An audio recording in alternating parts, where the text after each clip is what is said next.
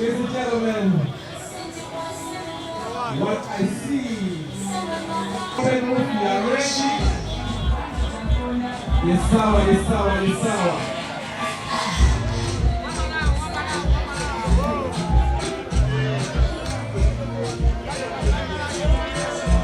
The artists have understood branding.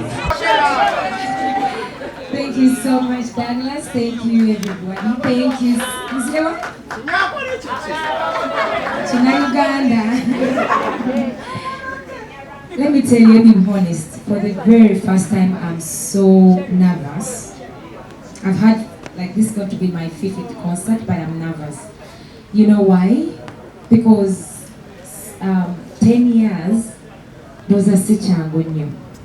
I want you getting at today. Because I feel like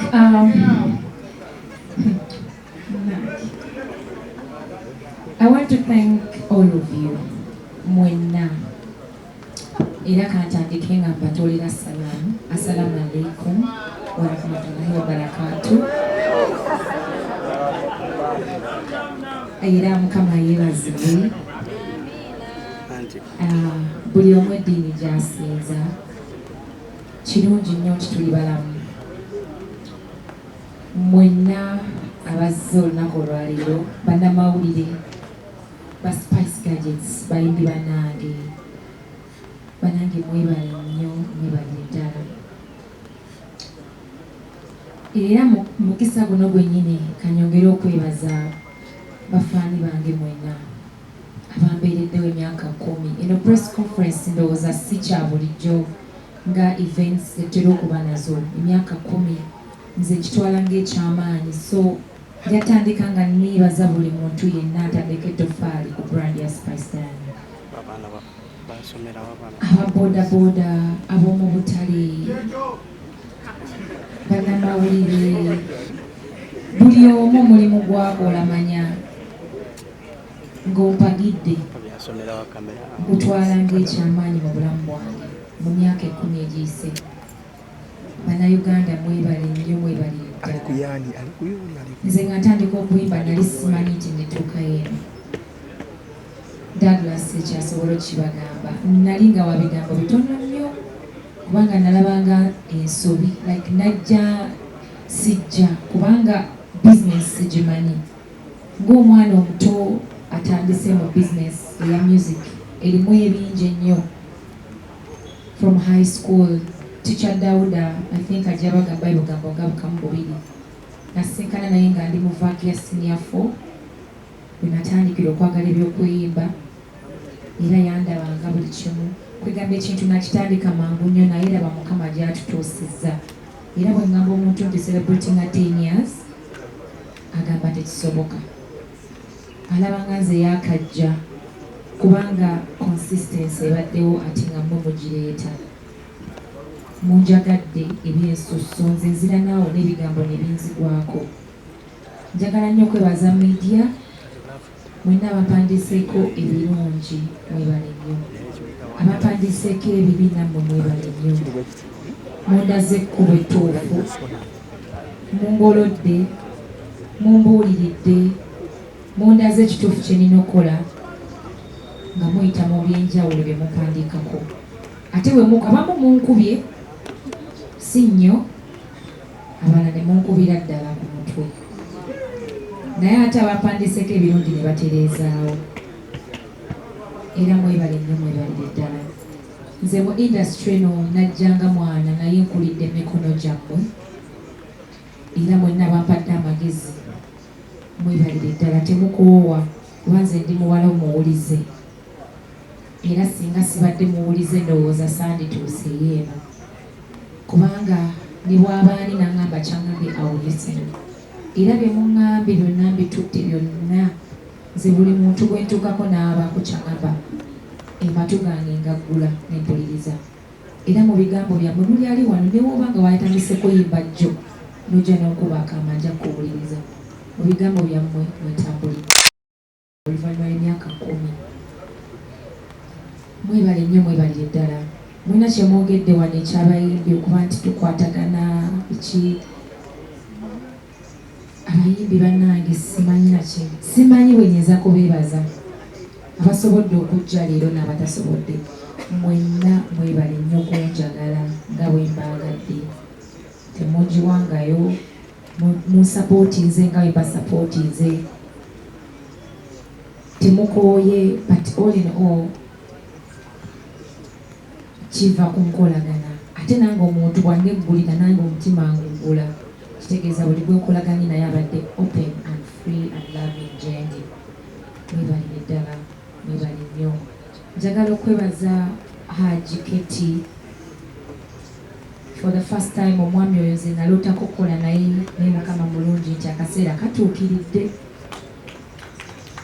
mu myaka 10 nga ndaba baategeka n'eŋŋambo babe b'amaanyi nze sinnatuukayo negamba naye kankole nnyo nja kutuukayo era nasanyuka nnyo nga tugenzeeyo ne maneja wange n'atwaniriza Haji Keti weebale nnyo okwagala bayimbi weebale nnyo nnyo okutubeererawo ate takoma ku kyakuba promota muzadde ye muntu ajja okubuulirira akubira essimu agambe Spice wano tewateredde yongeramu amaanyi I think fena kye tuba twetaaga Keti mwebale nnyo mwebale ddala ne Jimmy mwami Jimmy thank you so much mwebale kunzikiririzaamu kyemukoze Serena mu myaka 10 omukono gwammwe gw'amaanyi ate gwa kyuma njagala okwebaza abantu bonna betambudde nabo mu lugendo nga bamaneja bange Douglas abasembeka bulungi nnyo n'okunsinga ndowooza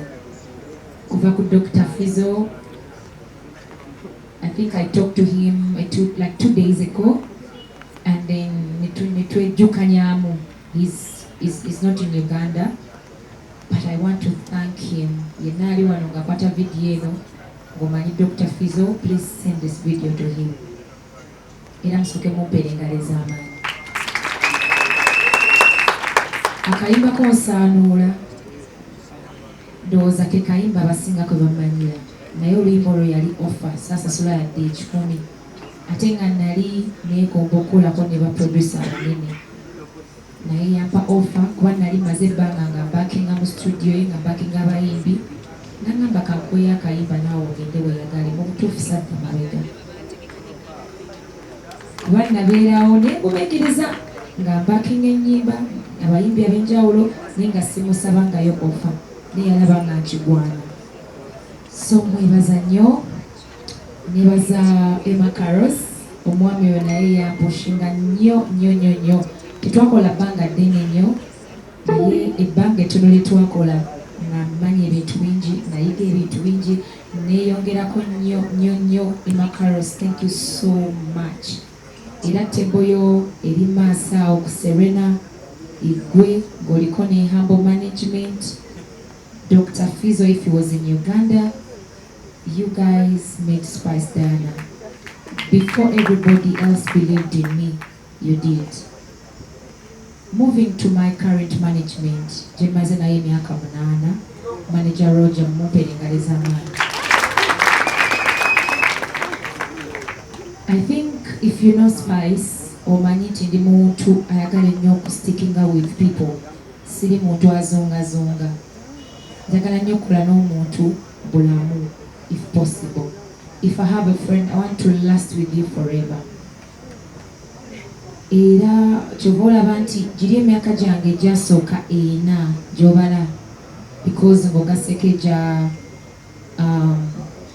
nga ntandika senior 5 senior 4 nyinza obutagibala but professionally from 2014 nakola n'abantu basatu I'll say Dr. Fizo wasn't really management but I worked with Emma Carlos nekola ne Humble Management emyaka egy'ebiri and the 8 years of my career I've been with Manager Roger so that means yeetaaga okwebaza nnyo akensuso thank you so much Manager Roger kubanga emyaka 8 egyo ndowooza ye Spice ow'enjawulo gwe mulabye yadde yamakingibwa abantu ab'enjawulo emyaka emirala before I met him naye ng'ate akolaganye n'abantu bangi nnyo mu bo yemmwe abali mu maaso gange omuli media omuli abayimbi bacomedian everybody in the entertainment industry. I want to thank Roger for one thing. Ndi muntu w'emikwano, Roger teyangobako mikwano gyange. Era nakuleta bulesi mikwano gyange nenjigattako gijje wepaba ne mugamba olaba Kim Roy wa Bukedde TV. Kyali wange nvudde naye wala. Tumuteke ku ttiimu. Douglas Lwango oyo yambeererawo yankyaza katogo when nobody else could give me a chance. Ye teyandaba katogo, alabika nali invisible then, naye nze nali grateful. Ne musangako NTV, Douglas nanyaniriza nnyo and I knew him before even I met Roger. But when I met Roger, ate twafuuka family emu. So Roger has helped me keep my friends.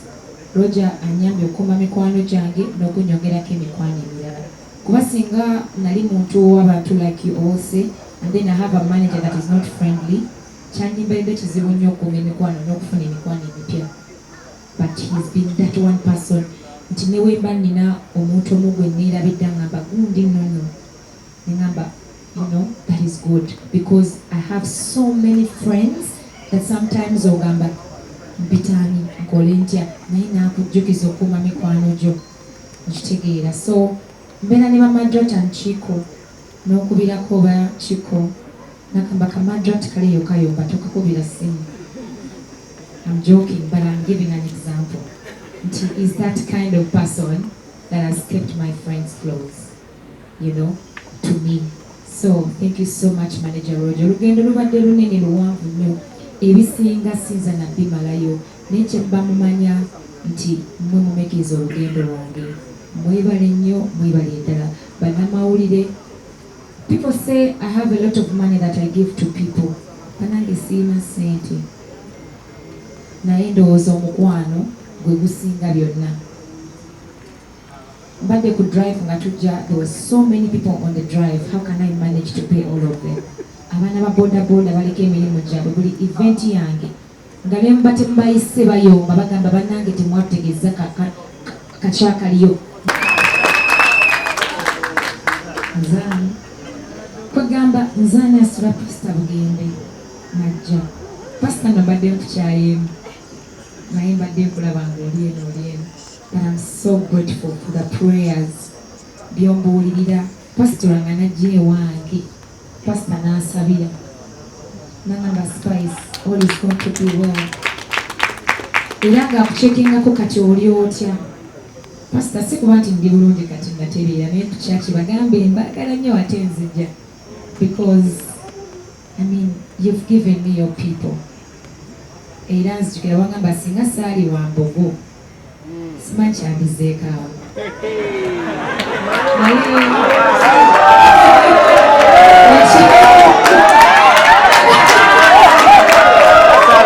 Kasita kukalinga kajjooko katulisaagamu nabo omugamba. Yes, tusaagamu nga bipasita wange. Kuza ali funny.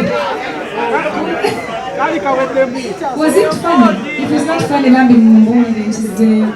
But anyway, that's how much we are with Pastor. Pastor is not just a pastor, he's a friend to everyone. Bw'omusanga ng'akuba olwala oyinza ogamba ono si ye pastor.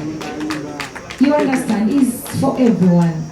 So Pastor, weebale kutwaniriza, weebale nnyo. Nze simanyi na kyakugamba about you and I, but I'm so grateful for everything. And we are inspired. Buli kimu ky'okola. Nze nina ebintu ebimu byenkola nga nkulabiddeko. Loving people, giving back. Pastor buli mwaka nga celebrating on my birthday. Ye mutwayita abantu n'abawa emmere. I think that's one thing I learned from you. And you told me you don't have to have much.